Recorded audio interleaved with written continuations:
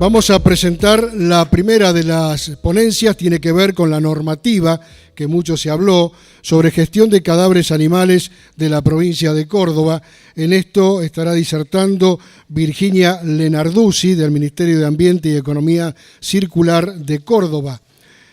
Virginia es médica veterinaria de la Facultad de Ciencias Agropecuarias de la Universidad Católica de Córdoba. Desarrolla sus actividades como jefa del área de sistemas intensivos y concentrados de producción animal y técnica de auditorías ambientales de la Secretaría de Desarrollo Sostenible, perteneciente al Ministerio de Ambiente y Economía Circular. Allí formó parte de la mesa de redacción de la resolución número 284/2021 de protocolo para la gestión de cadáveres animales en sistemas intensivos y concentrados de producción animal. Virginia Lenarduzzi. ¿Se escucha ahí o? ¿Cómo es? No quiero romper. un cajoncito ahí. Buenas tardes a todos, muchas gracias. ¿Ahí se escucha bien? Sí. Genial. Bueno, en primer lugar quiero agradecer a nuestro secretario por la oportunidad de estar acá compartiéndoles nuestro trabajo. Bueno, a nuestro ministro que no está presente hoy. Y agradecerles y felicitar a los organizadores de la jornada, que ya llevan 6 y creo que son muy importantes. Córdoba es pionera en cuestiones ambientales y creo que justamente por este trabajo en conjunto que vienen haciendo ellos, yo tuve la suerte de sumarme, porque es importante trabajar en conjunto para ver, nosotros somos autoridad de aplicación de estos sistemas intensivos, pero es una materia en común entre todos y gracias a este trabajo en conjunto y a estas jornadas que nos integran a empresa, productor, el sector público y todas las instituciones académicas, profesionales, creo que es la forma de seguir avanzando y somos un ejemplo para otras provincias.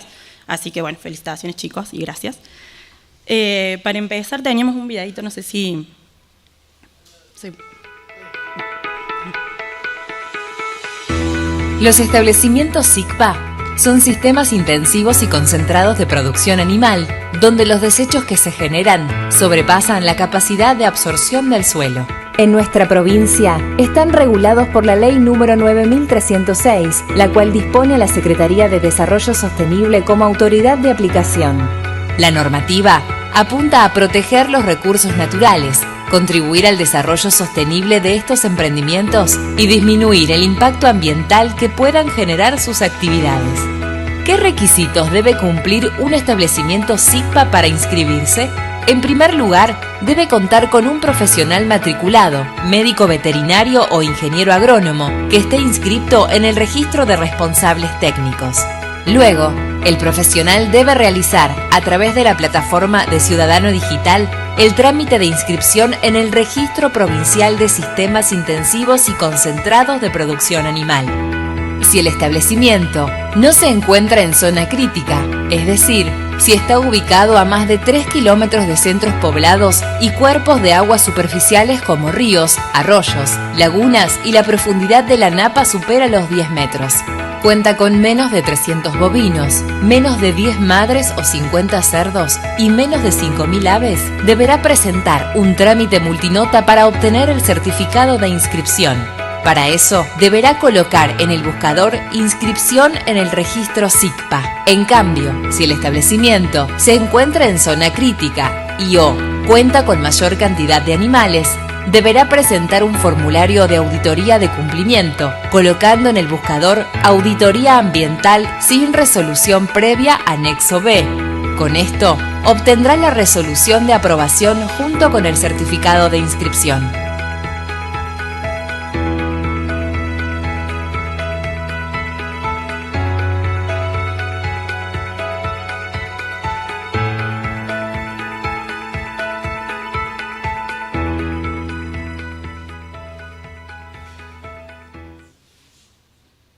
Ahora sí, paso de acá, ¿no es cierto? Bien. Bueno, yo vengo a contarles, quizá un poco aburrido, el marco legal, pero bueno, es una normativa nueva que también se hizo en conjunto, en un trabajo en conjunto, que se encuadra dentro de nuestra ley provincial 9306, que es la que regula los sistemas intensivos y concentrados de producción animal, o SICPA de ahora en adelante, así no estoy diciendo todo el... esta ley es del 2006, nos hace autoridad de aplicación y se crea por la necesidad de regular estos sistemas que están en confinamiento, que el hombre le suministra la alimentación a los animales y sobre todo que los residuos, que ahora son más recursos que residuos, sobrepasan la capacidad de asimilación del suelo. Entonces surge la necesidad de regularlos ambientalmente para proteger los recursos naturales. Esta ley lo que nos hace es generar 2 registros, los responsables técnicos que mencionaron recién, médicos veterinarios, ingenieros agrónomos, ingenieros zootecnistas ahora también, que son los que llevan el trámite de inscripción en el registro, y el registro de los establecimientos en sí.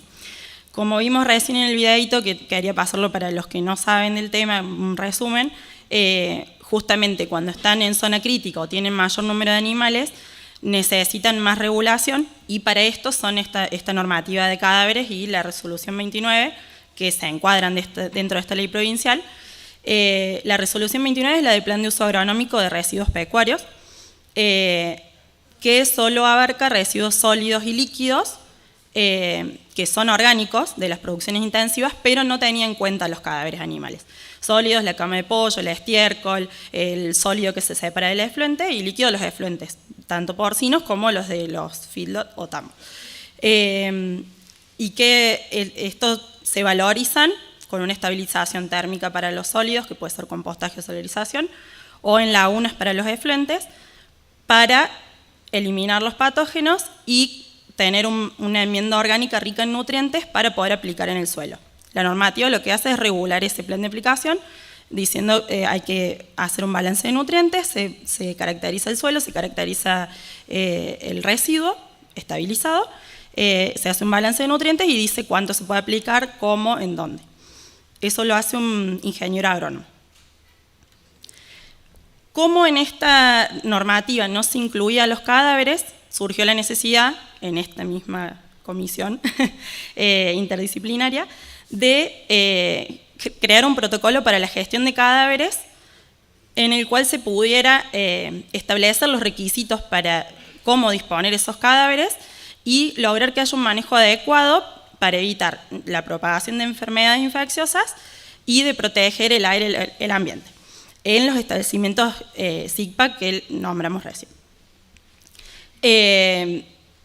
Las disposiciones generales, después vamos a hablar bien de las formas, de los requisitos mínimos que regulamos con la normativa. Es importante que el sector donde esté la disposición final de los cadáveres esté dentro del establecimiento, pero alejada del sector productivo y señalizada. Esto es para evitar una propagación de enfermedades, en el caso de que haya... tiene que estar acondicionada para evitar que haya anegamientos o erosiones del suelo. Tiene que estar cerrado para evitar que ingresen tanto animales mayores como carroñeros, como personal no autorizado, porque puede ser un riesgo. Si hay un almacenamiento temporal de los cadáveres, por ejemplo, todos los días hacen el recorrido en el galpón, ese no puede ser mayor a 24 horas y tiene que ser bajo techo, o el animal cubierto puede ser con un silo bolsa, no puede estar al aire libre. Otra cosa que nos pasa mucho es que no lo incluyen dentro del plan de control y vectores. Como está alejado, no pongo nada para controlar roedores, moscas, y es justamente el foco infeccioso. Entonces, dentro del plan de control tienen que incluir el sector donde se disponen los cadáveres. Y bueno, los métodos tienen que estar diseñados para la mortandad promedio del establecimiento y el tamaño del animal. Estas son las alternativas que están dentro de la normativa, lo que no quita que el proponente pueda proponer justamente, optar por otra alternativa que sea amigable con el ambiente y se evaluará por la Secretaría. Lo más común es el enterramiento en fosa sanitaria. En esta práctica no hay un fomento de la economía circular ni de la valorización, sigue siendo un residuo. Entonces, como es el más común, dijimos vamos a regularlo para que no se haga de cualquier manera. Y los que tratamos de fomentar con la normativa son las técnicas de compostaje, tanto el tradicional, que es en pilas o en celdas, como el automatizado. Ahora vamos uno por uno. Con respecto al enterramiento en fosa sanitaria, es importante que es una excavación en el suelo, no es sobre el suelo, no es sobre la superficie, tiene que ser excavación. Y en esto es importante la profundidad del acuífero libre, teniendo en cuenta el punto más alto en el que estuvo ese acuífero libre. Si el acuífero está a menos de 1 metro de profundidad, es obligatorio que esté impermeabilizado. Puede ser con membrana, geomembrana, pero tiene que ser de 2 micrones, o puede ser con compactación con arcillas o bentonitas, que supere con la normativa dice el 85% del índice Proctor, que es de la humedad, digamos, de la compactación del suelo. Cuando está entre 1 metro y 10 metros la profundidad, es obligatorio que la base de la fosa esté impermeabilizada y medio metro de la base para arriba. Cuando está más de 10 metros, no es obligatorio impermeabilizar. En estos dos casos en que hay parte sin impermeabilización, es importante que se encuentre ubicada la fosa por lo menos a 500 metros de las perforaciones que sean para consumo humano de agua. Prácticas que se recomiendan: perforar los animales antes de disponerlos en la fosa, que los cadáveres estén en todo momento cubiertos por temas de lluvia. Entonces lo que se recomienda es una capa de cal viva y 1 metro de suelo por encima. Vamos con los compostajes. Tanto el tradicional como el automatizado, el compostaje es una descomposición aeróbica, es un proceso de biooxidación de las mismas bacterias de la materia orgánica, pero que necesita, los compuestos que necesita, el nitrógeno y el fósforo los aportan el cadáver, y el carbono tiene que ser un material rico en carbono, a lo que llamamos sustrato, que además tiene que tener alta capacidad de absorción para evitar los lixiviados.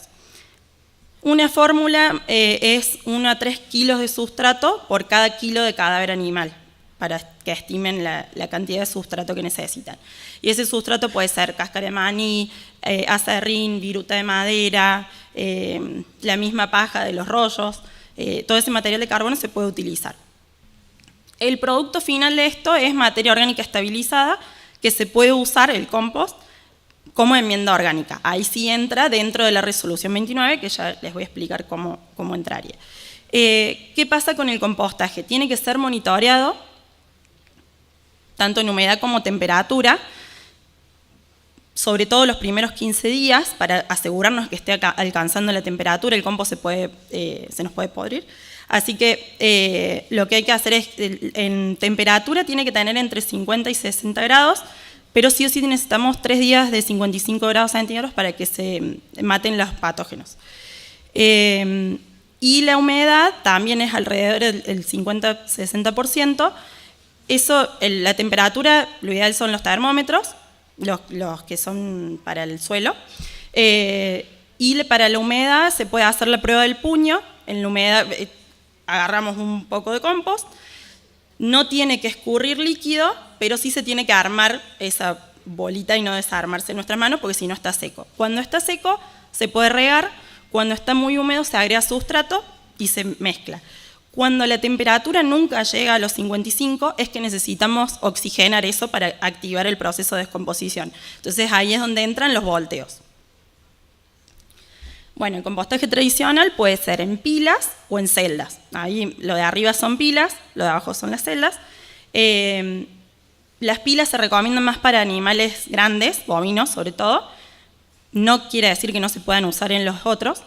Y en las celdas se recomiendan para porcinos, aves o cuando se trituran los animales, porque la celda lo que nos hace es, como es una estructura de contención, evita que se pierda material y se puede reducir la cantidad de sustrato que usamos. Ven que en las pilas dice base de 60 centímetros y sobre el cadáver más sustrato de 60 centímetros para que esté bien cubierto. En cambio en las celdas se reduce la mitad.